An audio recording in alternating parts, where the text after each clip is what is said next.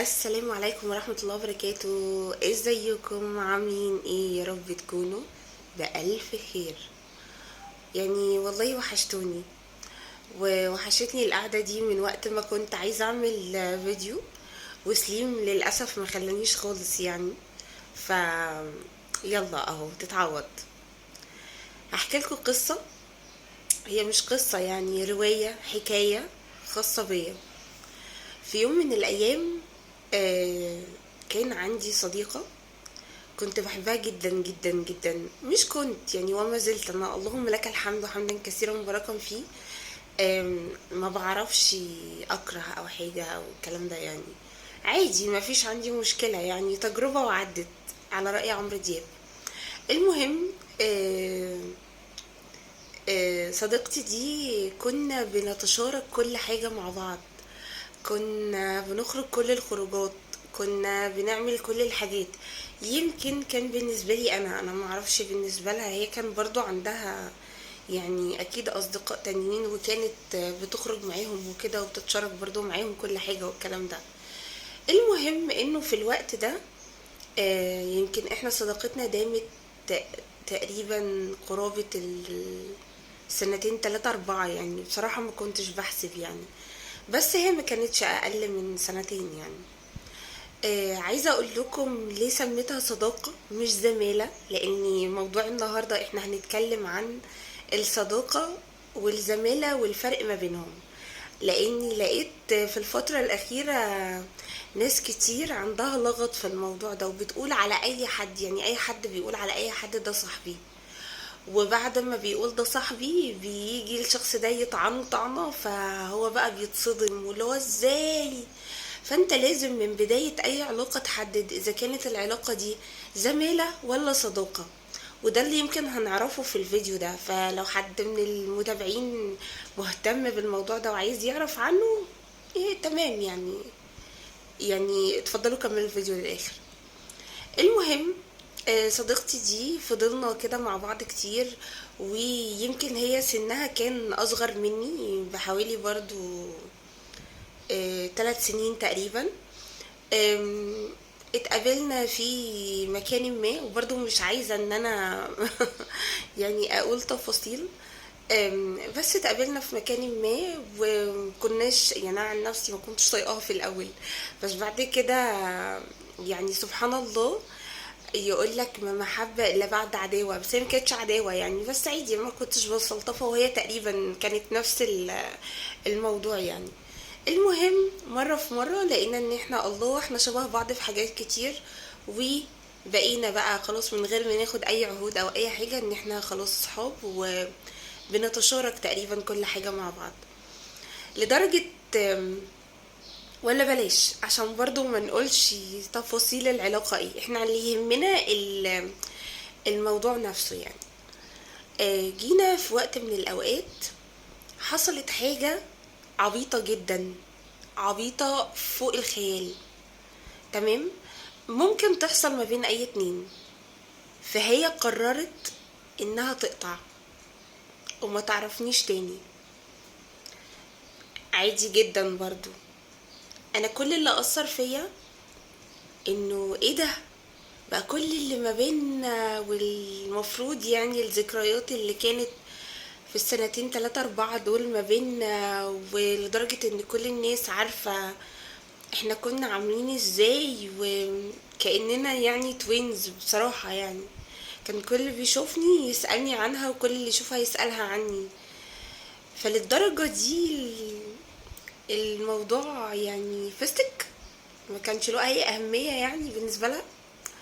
ما علينا، برضو مش هنبكي على اللبن المسكوب، ندخل بقى في الموضوع. النهاردة انا جاية اكلمكم عن الصداقة والزمالة، وايه الفرق ما بينهم. مبدئيا كده يا جماعة، الصديق هو الشخص اللي انت اخترته بمحض ارادتك، هو ما اتفرضش عليك.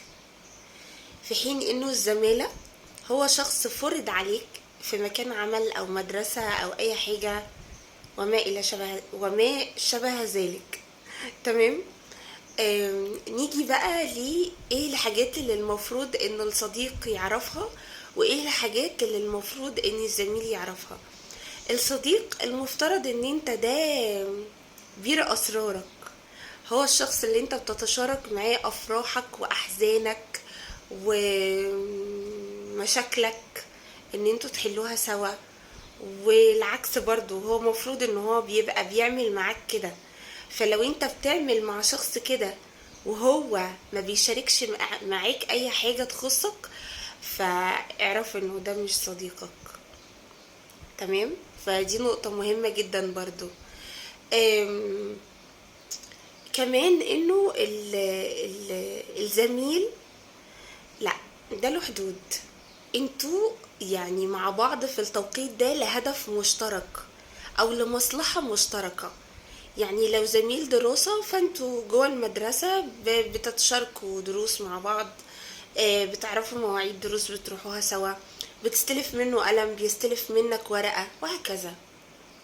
كذلك طبعا الجامعة والشغل والكلام ده كله. اما الصديق زي ما قلنا انت بتتشارك معاه كل حاجة تخص حياتك، المفترض يعني.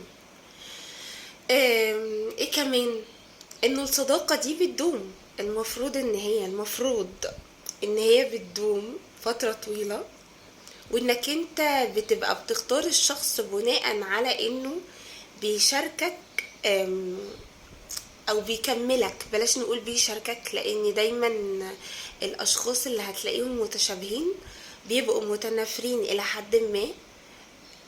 ولكن احنا بنحتاج اشخاص بتكملنا. يعني مثلا لو انا مثلا سارة طيبة وبتساهل في اموري مثلا، محتاجة شخص تاني في حياتي ان هو يبقى لا، شخص قوي الشخصية ويدعمني ويوقفني لما انا اتساهل في حاجة ويقولي لا، ويقويني وهكذا، يعني من الاشياء.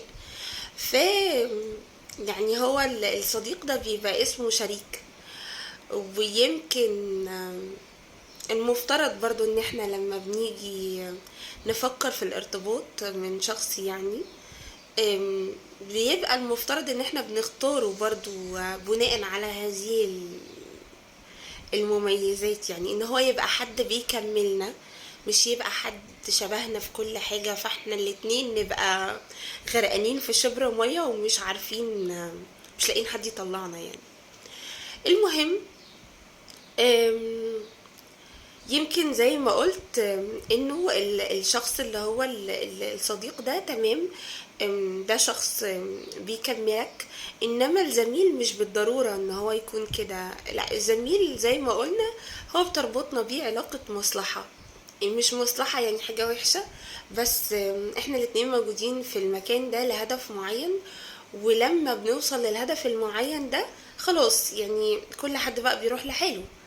آه، ما بنخافش نسيب بعض، لانه المفترض ان احنا ما بنكونش يعني اتكلمنا او قلنا اسرار لبعض فنخاف ان احنا نسيب بعض، وده يلزمنا ويجبرنا ان احنا نفضل مستمرين، بخلاف ان احنا مش حابين بعض يعني. الكلام ده بقوله لنفسي وبقوله لكم. الحاجة التانية انه الصديق ما ينفعش ابدا ان هو في يوم من الايام يبقى زميل، لانه للاسف لو حصل شرخ في العلاقة دي، يعني خلاص بيبقى الانسان فقد ثقته في الشخص ده، وفقد مصداقيته معاه. فبالتالي يعني ما اعتقدش ان العلاقة دي بتبقى بعد كده دايما. اما الزميل، ممكن اثناء ما احنا زملاء في المكان ما اللي احنا موجودين فيه بنحقق الهدف ما، نبقى اصدقاء في يوم من الايام، لاننا اكتشفنا في بعض حاجات احنا شايفين ان هي مناسبة لينا احنا الاتنين. ده ببساطة يعني الفرق بين الصديق والزميل. حبيت ان انا اتكلم عن الموضوع ده لانه بجد افتكرت ايام زمان بقى وحاجات انا كنت قد كده مخدوعة فيها. فقلت بقى اشارك معاكم كده، يعني بما اننا بقالنا كتير يعني ما نزلناش فيديو اتكلمنا فيه مع بعض. يلا اترككم في رعاية الله وامنه، والسلام عليكم ورحمة الله وبركاته. بالمناسبة سليم نايم، عشان كده الجو هادي وجميل يعني.